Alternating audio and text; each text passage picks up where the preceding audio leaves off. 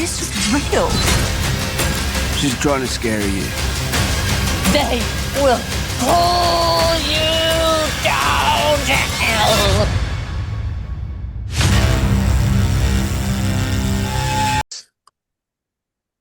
Okay, you have 6 minutes. Please watch the chat. Thank Okay. you. Hi, Natasha. How you doing? Hi, Albert. I like your background. Thank you. Well, I liked the movie. I saw it yesterday, as a matter of fact, and I really enjoyed it. Awesome. It was the performances were so great in this.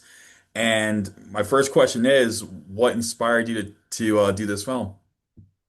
Yeah, so I've been working on this film for a really long time. This was actually the movie that I wanted to make. I made a very, very small movie that was doing film festivals in 2018, and I had wanted for this to be my next film. And of course, life finds its own way, and I ended up doing several other projects in between. But it was really a joy to come back to this world. And for me, it was the simplicity of the story and just this idea of this movie being centered around two women, an older woman and a younger woman, who have this really kind of toxic codependent relationship, and then sort of seeing how that relationship fissures and starts to fray and fall apart. That was really, I think, what was exciting to me dramatically, and then everything else sort of came out of that core relationship. What I found interesting was this reminded me of a 1964 Japanese film called Onibaba. Was that Yeah, like of the course. inspirations behind? Was that the inspiration behind this film? Yes, for sure. It's all based on a Japanese folk tale. It's actually an even older folk tale, a Buddhist folk tale, that is really a morality play, right? So it's sort of like trying to teach people good behavior and bad behavior. And so both sort of spark out of that. But I think what's really exciting to me about both the story and the movie is that we are following these two women with this sort of complicated relationship. And I loved that image of the two women on this sort of desolate landscape. Yes, and I gotta say, Sophie Turner's continuing to go post Game of Thrones, and then here she's reunited with Kit Harington, but instead of playing the siblings, they're now in a different dynamic as these Yes. childhood friends.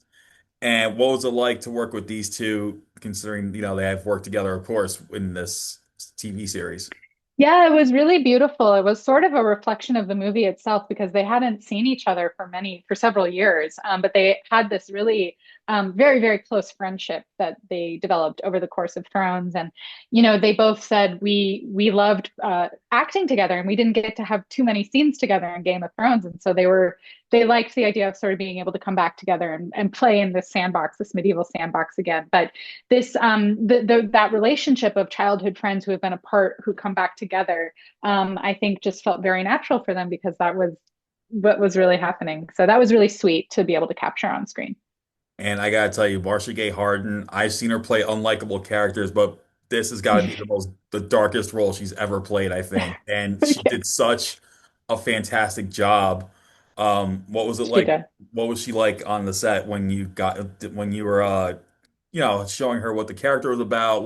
Yeah. What was that like? What was that experience like? Yeah, Marcia is amazing, obviously amazing. I was such a fan of hers, and she's such a thrill to have someone like that on our little indie movie. Is just amazing. And I think she is an actor that everybody sits up a little bit straight when she walks on set, because we all know her from all of her wonderful work.